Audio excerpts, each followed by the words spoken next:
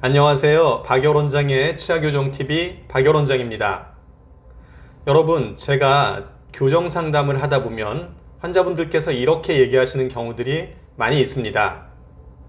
제 친구가 부종교합인데 또는 제 동생이 부종교합인데 교정치료를 어떻게 하면 되나요? 이렇게 물어보시는 경우가 자주 있습니다. 그러면 제가 이렇게 말씀드리죠. 부종교합의 종류가 아주 여러 가지가 있는데 그 중에 어떤 종류의 부종교합이신가요? 이렇게 물어보면 그 다음엔 환자분이 말문이 막히십니다.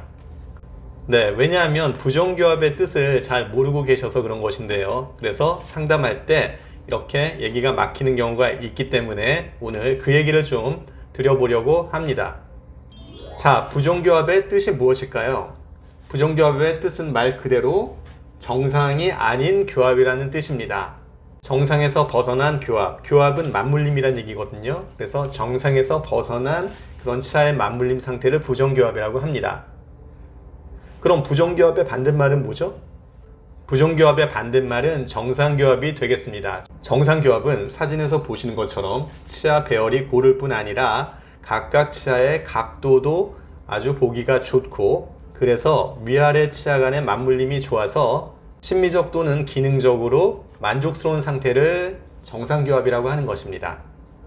자, 그러면 교정치료의 역할은 무엇일까요? 이처럼 부종교합을 정상교합으로 바꿔주는 치료가 교정치료의 목표가 되겠습니다.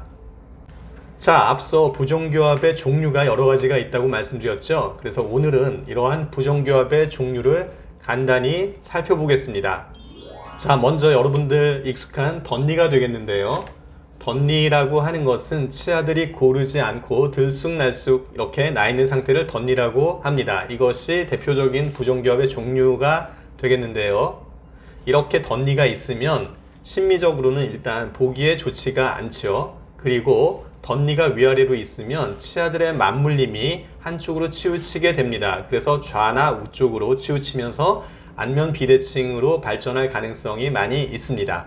그리고 기능적으로는요, 치아 배열이 이렇게 좋지 않으면 양치가 잘 되지 않기 때문에 젊었을 때는 충치가 잘 생기고요, 나이가 들면서 잇몸 질환으로 발전하기가. 자, 다음으로는 돌출립이 되겠습니다.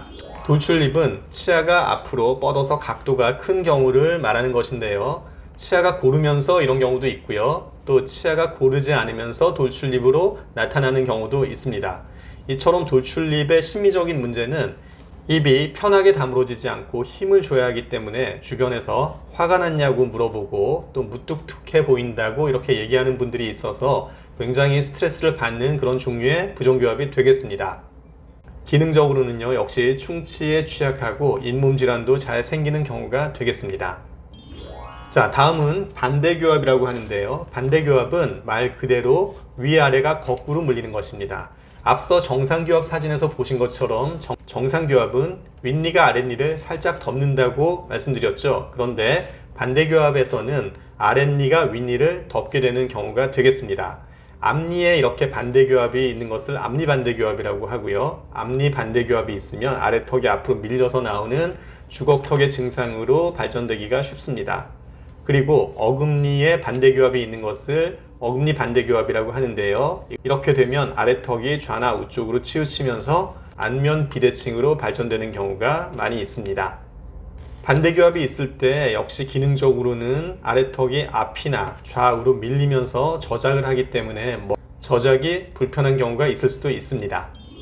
자, 다음은 개방교합이 되겠습니다. 개방교합은 말 그대로 앞이 열려 있다는 얘기가 되겠습니다. 앞니 쪽에서 윗니와 아랫니가 이렇게 수직으로 열려 있는 것을 개방교합이라고 하는데요. 이런 개방교합은 심미적으로는 일단 앞이 열려 있으니까 보기가 좋지가 않고요. 식사를 하거나 얘기를 할 때 혀가 중간중간에 보이기도 하기 때문에 굉장히 스트레스를 받는 그런 종류의 부종교합이 되겠습니다. 기능적인 문제는 앞니로 끊어 먹을 수가 없죠. 그리고 말할 때 발음이 새는 경우가 많이 있겠습니다. 자, 다음은 과계교합이라고 하는 부종교합인데요. 말 그대로 과계교합은 과도하게 덮는다는 얘기가 되겠습니다. 정상교합에서 윗니가 아랫니를 살짝 덮는 것이 정상교합이라고 얘기를 했는데요. 이 과계교합은 그 정도가 지나쳐서 너무 많이 덮는 그런 상태를 얘기합니다. 주로 앞니 쪽에서 과계교합이 나타나는데요. 이렇게 과계교합이 있으면 심리적으로는 아래 앞니가 위 앞니에 덮여서 잘 보이지가 않습니다. 그리고 과계교합이 있으면 성장하면서 아래 턱 좌우가 각이 지는 경우가 많습니다. 사각턱의 증상으로 나타나게 되는데요. 이런 경우가 자주 있겠습니다.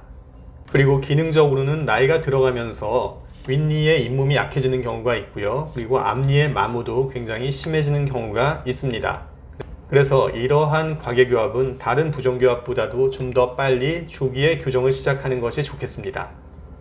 자, 다음으로는 틈새가 있는 부정교합인데요. 이렇게 앞니 사이에 주로 틈새가 있는 경우가 자주 있는데요.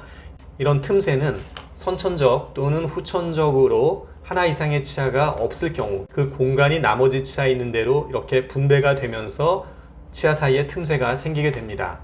또는 치아가 다 있어도 그 치아 크기가 작거나 아니면 턱뼈의 크기가 크거나 이렇게 돼도 치아 사이에 틈새가 나타나는데 이렇게 틈새가 있으면 물론 심미적으로 보기가 안 좋고요. 기능적으로도 발음에 문제가 있을 수 있고 또 얘기할 때 침이 조금씩 튈 수도 있기 때문에 스트레스를 많이 받는 그런 경우가 되겠습니다.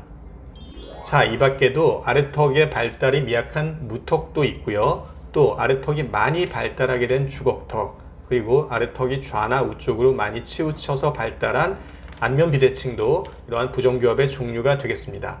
자, 이상의 부정교합 종류를 따로 말씀은 드렸는데 이러한 종류의 부정교합들이 각각 따로 나타날 수도 있지만 복합적으로 다양하게 나타날 수도 있다는 사실 기억하시기 바랍니다.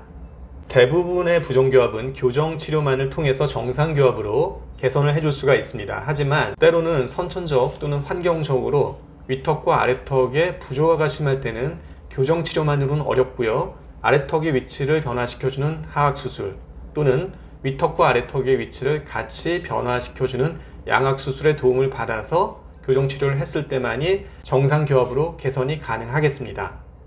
자, 어떠신가요? 오늘 제가 부정교합의 뜻과 종류에 대해서 말씀드렸습니다. 지금 영상 보시는 분들, 부정교합이 있으신 분들은 자기가 가지고 있는 부정교합의 이름과 그 뜻과 또 문제점에 대해서 좀 알고 계시면 앞으로 치과에 상담을 하거나 또는 인터넷에서 정보를 얻으실 때 도움이 되실 수 있을 것입니다. 제 말씀 도움되셨다면 박열원장의 치아교정TV 구독 신청 꼭 해주시고요. 좋아요와 알람 설정도 부탁드립니다. 그럼 다음 시간에 다시 뵙겠습니다. 감사합니다.